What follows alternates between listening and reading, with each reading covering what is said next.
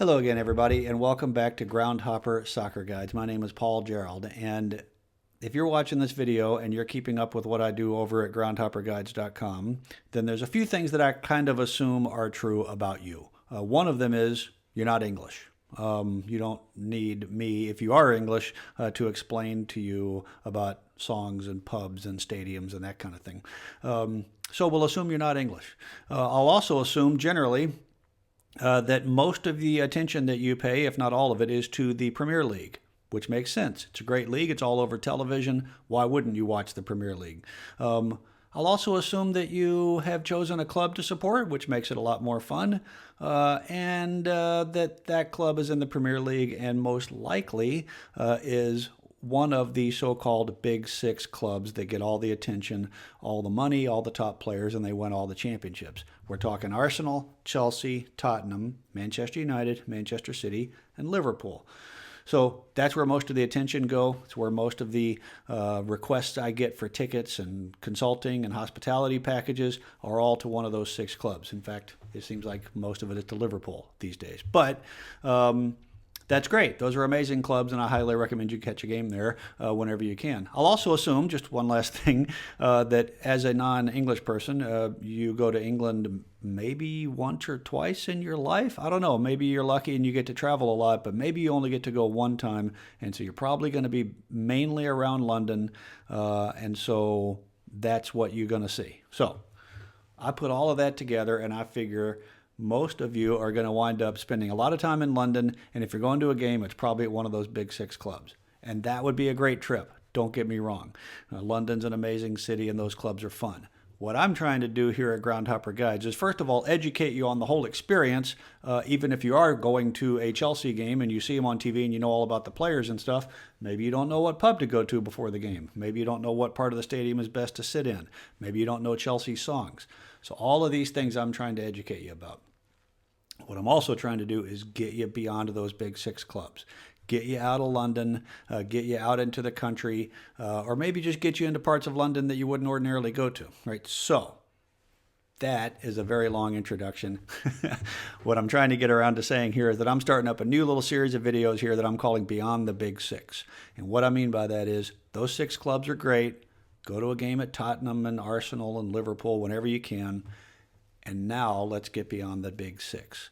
And in this particular video, what I want to do is show you some clubs around London, because that's probably where you're going to be, that are really, really great fun and are not one of those Big Six. In fact, in this particular video, they're not even in the Premier League. So what do I mean when I say a club is fun to go to?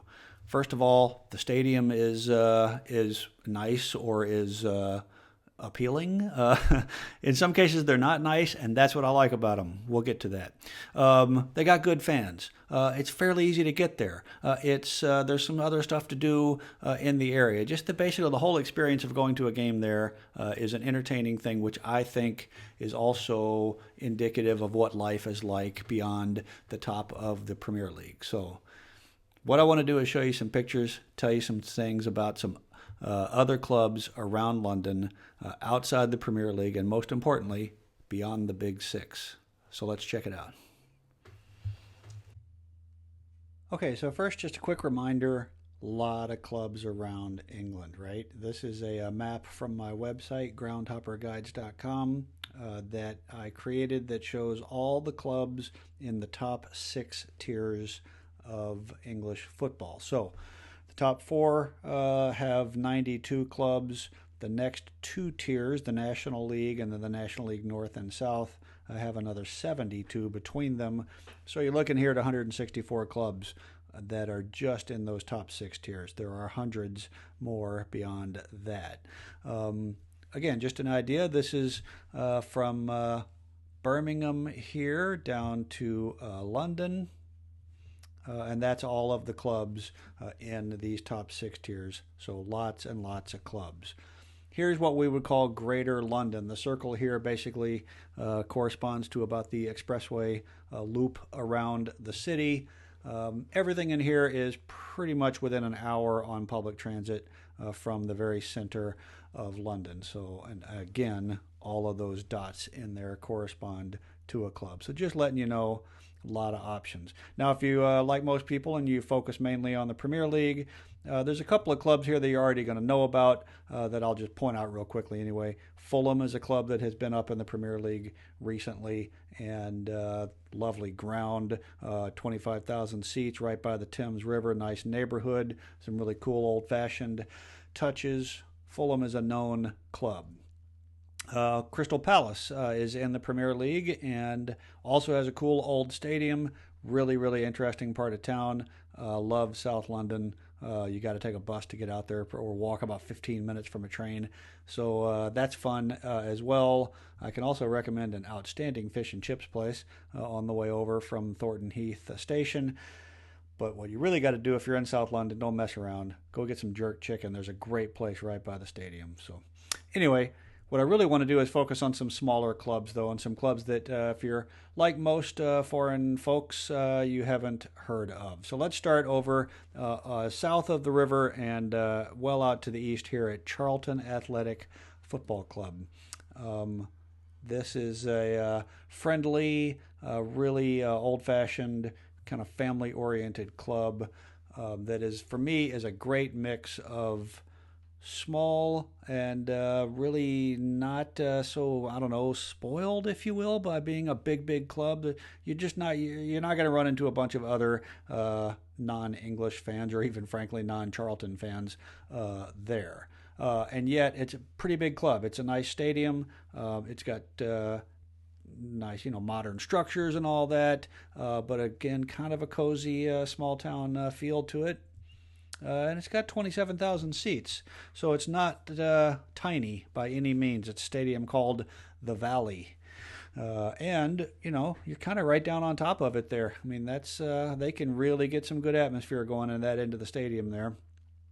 Really cool, traditional, friendly pub nearby, and as far as what else to do in that part of London, might not be on your short list of tourist areas, but if you're interested in the Prime Meridian over in Greenwich, that is nearby.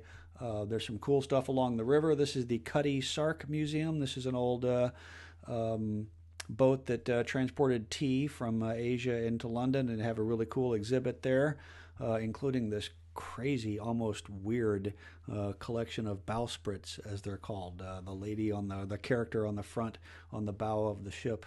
So, and you can get over to Greenwich, by the way, from central London on the London Water Taxi, which I really recommend. A cool way to see the city. That gets you into the Greenwich Pier, and from there, it's an easy bus ride right down to Charlton Athletic. Otherwise, you get on a train at London Bridge, and in 30 or 40 minutes, you're at Charlton Station, and it's a very, very short walk from there to the Valley. So, in that same general direction, but not as far east, let's go to Millwall. Millwall, to most English people, if you say Millwall, they'll almost cringe. Millwall is known as sort of the last of the old school, I don't know, some people would say the last of the hooligan clubs. Millwall would say the last of the proper clubs.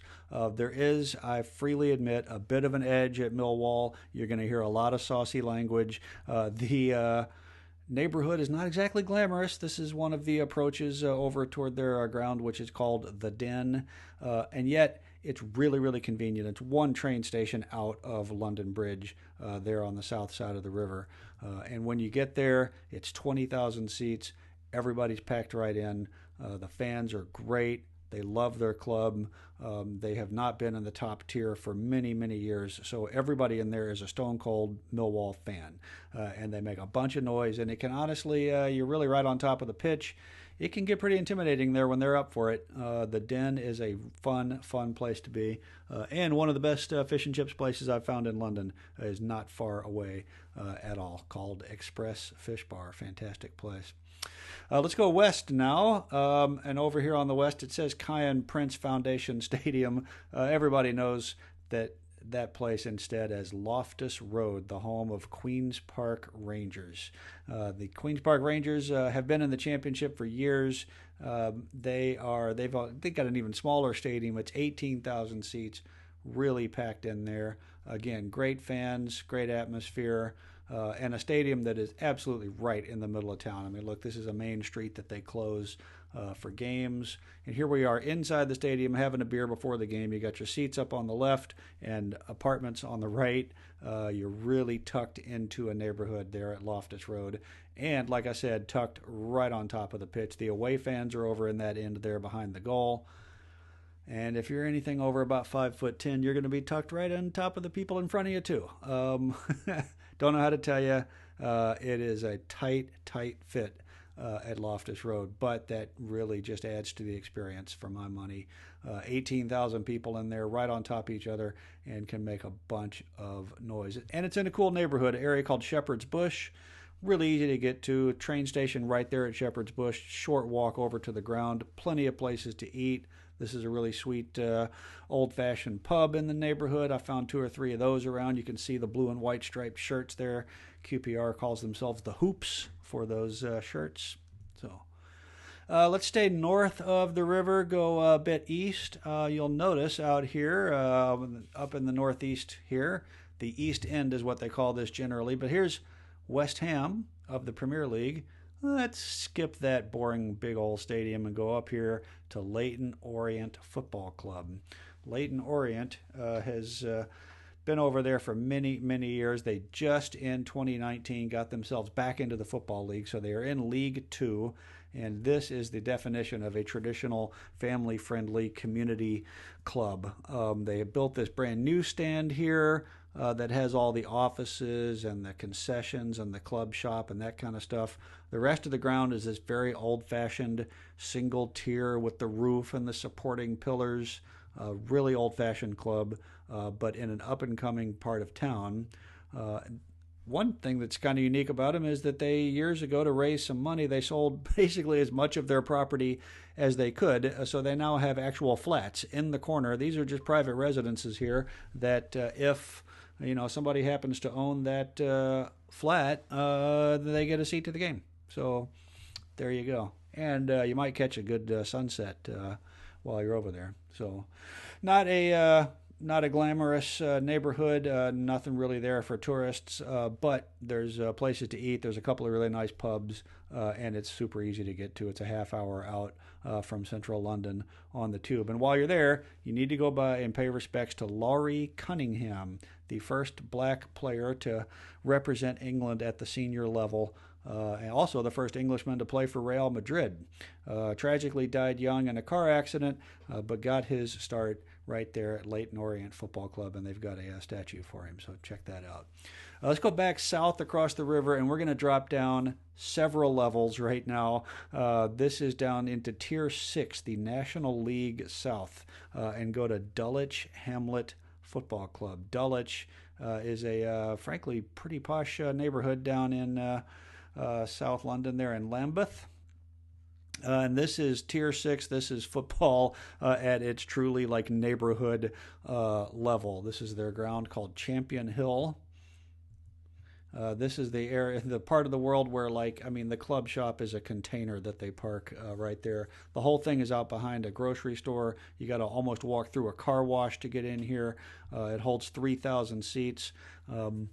They are very upfront about their politics. You see the rainbow thing. We don't care which team you play for. You can see up top center there. They support left-wingers of all sorts.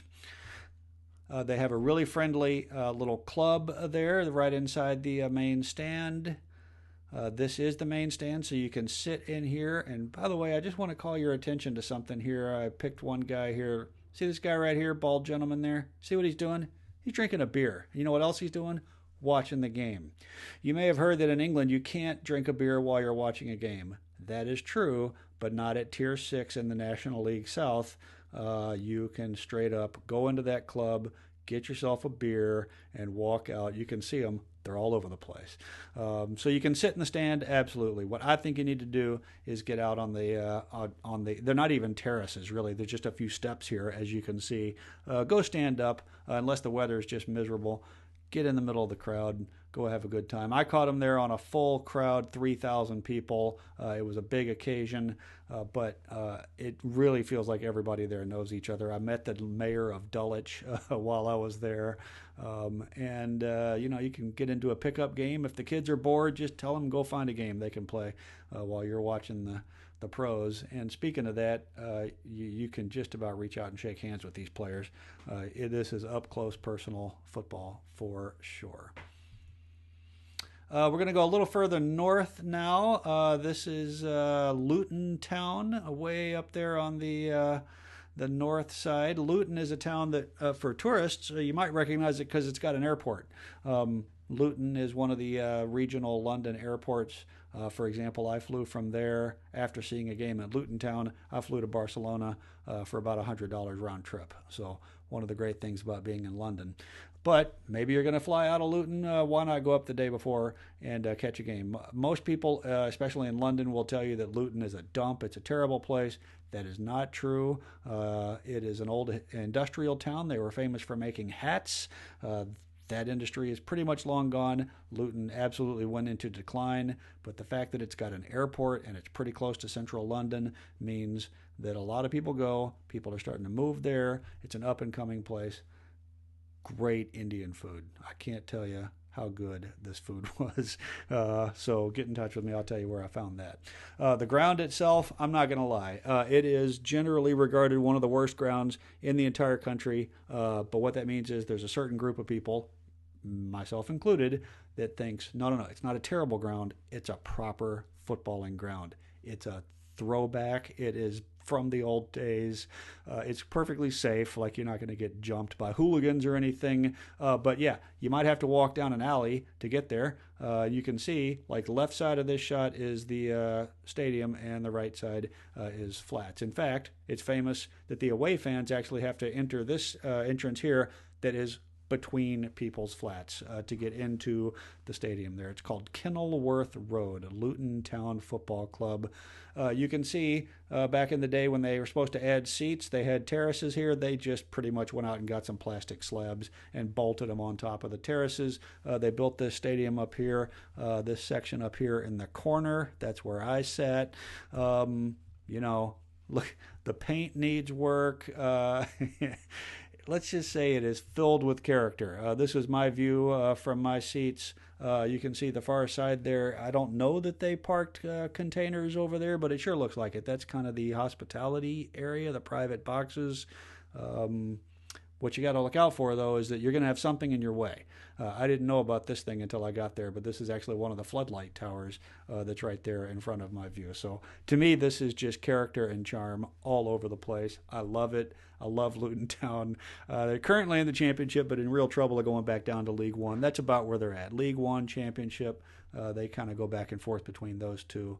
But look at this. I mean, when you're on seats like that look like they picked them up at a estate sale someplace, I just love it. I think Luton Town is a fantastic throwback. Get past the glamour and all the glory.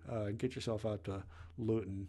A couple other clubs I'll just mention very quickly that are building new stadiums. Ordinarily, I would absolutely have Brentford in West London on this list. I recommend them. They're a really great club. They're in the championship right now, vying for promotion to the Premier League. So by the time you're watching this, who knows? But they're building a new stadium. It will be open for the 20 to 21 season, but as of my recording of this video, nobody's been in there, so I don't know what it's like. The other one, also building a new club, is AFC Wimbledon, currently League One. Yes, that's Wimbledon as in the tennis place, but of course this is a different situation. This is a little League One football club that's a great story because the original Wimbledon moved and became MK Dons. That's unheard of in England. People were horrified. So the supporters there just started a new club and started down at about Tier 9, and it's a supporter-owned club. They got themselves all the way back up to League One. So many great stories around Wimbledon. It's a great place to go, and there's a castle nearby that you can go and visit. It's right along the River Thames. Some really good places to eat. Very friendly. They are also building a new stadium at their old location where their ancestral home, as it were, supposed to open in October of 2020. So I will report back when that is open. Okay, thanks so much for watching the video. Be sure to check the notes down below for more information and links. And come see me at groundhopperguides.com. There you can find the guidebook that I write and publish that is all about soccer in England. It's for sale on the website as well as Amazon and other online retailers. I sell tickets and hospitality. I'll help you get into some of these games. I lead soccer-themed tours in England several times a year. I do travel consulting. I'll work through the schedule and all the various complexities with you and get a perfect itinerary put together for you. Got a blog that I update on a regular basis. Got a newsletter, comes out every couple of weeks. I'm on Facebook as English Soccer Guide, and I'm on Twitter at author Paul G. All right, thank you so much for watching. Please consider subscribing to the channel, and I will see you at the grounds.